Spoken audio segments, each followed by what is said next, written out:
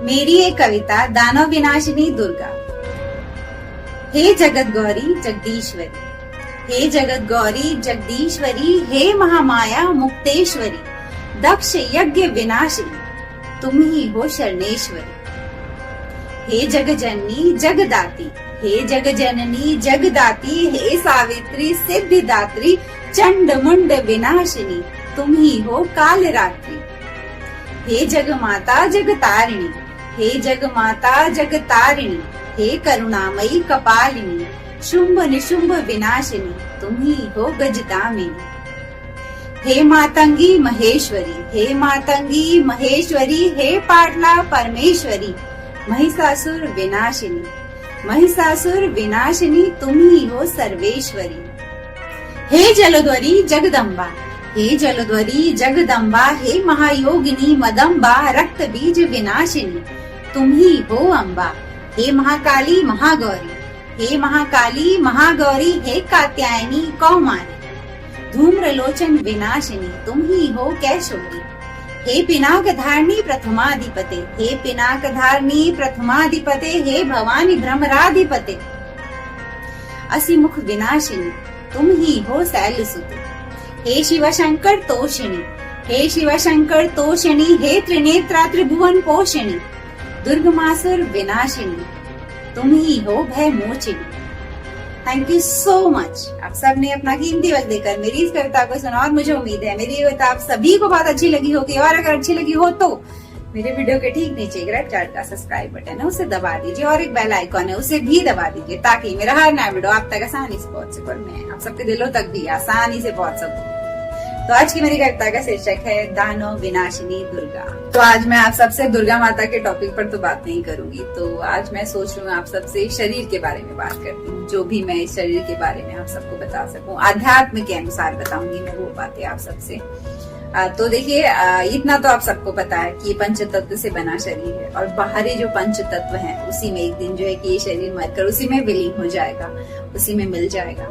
पर एक बात और है, इस शरीर में देखिए पूरे 9 द्वार हैं। 9 द्वार यानी जो है कि इन द्वारों के जरिए जो है कि आप जो है कि बाहरी सृष्टि, बाहरी दुनिया से इस शरीर के जो है कि खुद को कनेक्ट कर पाते हो, जोड़ पाते हो। तो वो 9 द्वार कौन कौन से हैं?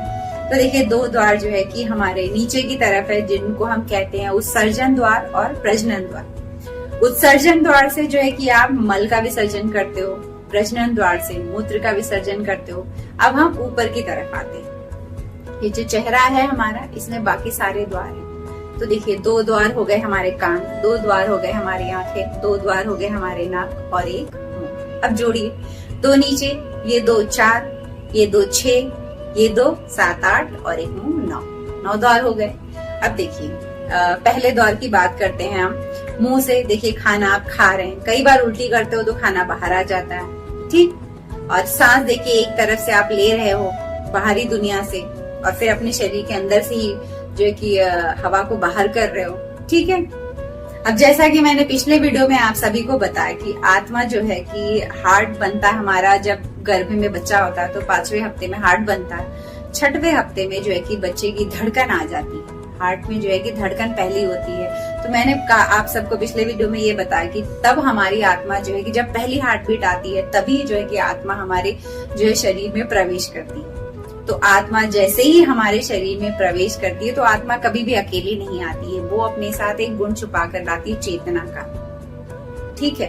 अब जब आत्मा शरीर में आती है तो फिर हमारी धड़कन चलती है, सांसें चलने लगती हैं, तो हम ये कहते हैं शरीर में प्राण आते हैं। ये प्राण शब्द जो है ना, वो शरीर के लिए प्रयोग किया जाता है।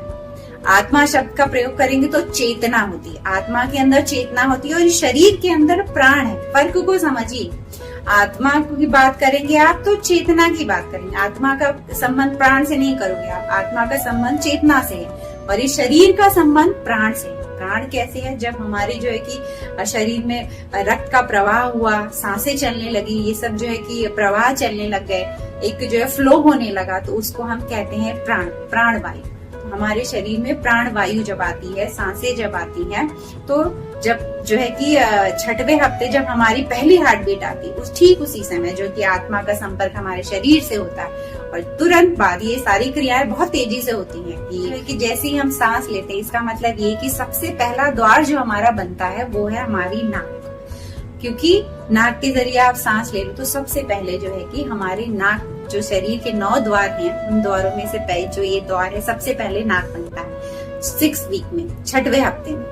ठीक है, उसके बाद के हफ्ते में जब बच्चा गर्भ में होता है तो 6वें हफ्ते के बाद जब नाक हमारी सबसे पहला द्वार ये बन गई, उसके बाद जो है चेहरे के जो बाकी द्वार हैं इनका विकास भी 6वें हफ्ते में हो जाता है, 6वें 7वें हफ्ते में हो जाता है। और सबसे नीचे जो 2 द्वार है हमारे उत्सर्जन और प्रजनन के, वो द्वार जो है 8वें सप्ताह तक बनता है, यानी सबसे बाद में वो द्वार बनते हैं। तो देखिए कई लोगों का ये सवाल भी होता है कि जब हम मरते हैं तब क्या होता है। तो देखिए मरते वक्त भी ठीक जो क्रिया गर्भ में जब बच्चा होता है 6वें हफ्ते में जब आत्मा आती है हमारे शरीर में, तो वही क्रिया ठीक उल्टी तरह से होती है। तो जैसे कि अगर कोई इंसान मर जाता है तो सबसे पहले क्या होगा, आत्मा उसके शरीर से निकल जाएगी, तुरंत निकल जाएगी। ठीक, और जैसे ही आत्मा निकली आपकी हार्ट बीट बंद तो सांसें बंद तो आपके शरीर की ऊर्जा खत्म, शरीर ठंडा पड़ जाए। और ये सब बहुत तेजी से होता है। ठीक है, जैसे कि जब जो आत्मा शरीर में आती है तो ऑलरेडी जो है कि 5वें हफ्ते का जो शिशु होता है, जो बच्चा होता है माँ के गर्भ में, उसके शरीर में ऊर्जा होती है, माँ के शरीर की ऊर्जा जो है उसको मिलती है। तो ऊर्जा का जो है कि प्रवाह उसके शरीर में रहता है। फिर आत्मा आती है 6वें हफ्ते में, जब उसकी पहली धड़कन आई तब उसके अंदर जो है कि आत्मा प्रवेश करती है, प्राण वायु आती है। लेकिन जब हम मरते हैं तो ठीक वैसे ही उल्टा होता है, सबसे लास्ट में जो है कि हमारे शरीर की ऊर्जा बंद होती है, क्योंकि पहले से ऊर्जा होती है, आत्मा आती है। लेकिन जब देखिए हम मरते हैं तो आत्मा जैसे ही जाती है वैसे ही हमारी धड़कन बंद हो जाती है, सांसें बंद हो जाती है, और उसके बाद सबसे लास्ट में हमारे शरीर की जो ऊर्जा का प्रवाह है वो बंद हो जाता है। अब कुछ लोगों का देखिए ये सवाल होगा कि जब हम मरते हैं तो क्या इन्हीं 9 द्वारों से आत्मा शरीर में प्रवेश करती है, या जो हमारे प्राण निकलते हैं इन 9 द्वारों से। तो देखिए हमारे शरीर में आत्मा इस 9 द्वार से प्रवेश नहीं करती है, लेकिन हमारे प्राण इन 9 द्वारों से निकलते हैं। आत्मा देखिए ईश्वरीय शक्ति है, तो आत्मा जब आती है शरीर में वो चेतना के साथ आती है। और जब ये शरीर का संबंध है प्राण से, प्राण यानी हम जो सांसें ले रहे हैं, धड़कन चल रही है, ये है हमारा शरीर से संबंध। धड़कन है, सांसें हैं, तो फिर आप ठीक हो, आप जीवित हो। पर ये 2 क्रियाएं बंद है तो फिर आपके प्राण आपके शरीर में नहीं है। तो प्राण जो है कि हमारे शरीर के इन 9 द्वारों से ही निकलते हैं। और सबसे पहले जो बनता है हमारा द्वार है वो नाक। तो ये सबसे उत्तम अवस्था है कि जो द्वार सबसे पहले बना, आप मरे तो अंत में भी आप इसी द्वार के जरिए जो है अपने प्राण को बाहर निकाले। सबसे पहला जो है कि प्राण वायु जो हमारे शरीर को गई नाक के जरिए, तो ये पहला द्वार बना था। ठीक है, और इसी द्वार से अगर कोई गृहस्थ अपने प्राण को जो है नाक के जरिए ही जो है कि अपने प्राण को बाहर निकालता है, तो वो सबसे बेस्ट अवस्था है सांसारिक लोगों के लिए, गृहस्थ लोगों के लिए। अब मैं बताती हूँ जो योगी होते हैं, जो तपस्वी होते हैं, जो योग जब तप ये सब ध्यान लगाना जानते हैं, तो पहले आपने देखिए एक चित्र देखा होगा पतंजलि जी का, तो उसमें देखिए वो इतने ध्यान में लीन है कि उनका जो प्राण है वो यहाँ से बाहर निकलता हुआ आपको दिख रहा होगा। तो ये जो एरिया है इसे हम सत्य लोक भी कहते हैं, इसे हम ब्रह्मरंध्र भी कहते हैं, और इसी एरिया को क्राउन चक्र कहा जाता है, इसी एरिया को सहस्त्रार चक्र कहा जाता है। ये जो एरिया है हमारे शरीर का, ये हमारे शरीर का 10वां मार्ग होता है उन ऋषियों के लिए, उन तपस्वियों के लिए। तो वो जो है अपने प्राण को ध्यान में जब लीन होते हैं तो वो अपने प्राण को यहाँ से बाहर निकाल ले जाते हैं, और यहाँ से निकलने के बाद जो है कि उनके प्राण जो है कि आत्मा निकलती है जब यहाँ से, तो वो सीधे परमात्मा में जाकर विलीन हो जाती है। तो ये 10वां मार्ग होता है उन जो है कि ध्यानियों के लिए, योगियों के लिए। तो इस तरह से हमारे शरीर में पूरे 10 जो है कि द्वार होते हैं। अब जो है कि हम जानते हैं कि कुछ लोग जो है मरते हैं तो आपने देखा होगा मल मूत्र का विसर्जन कर देते हैं, यानी जो है कि उनके निचले हिस्से से उनके प्राण जो है निकले। तो जब ये जो हमारे द्वार है ये सबसे अंत में बनते हैं, तो इन द्वारों से हमारे प्राण निकले, इसे अच्छा नहीं माना जाता। सबसे बेस्ट नाक है सांसारिक गृहस्थ लोगों के लिए।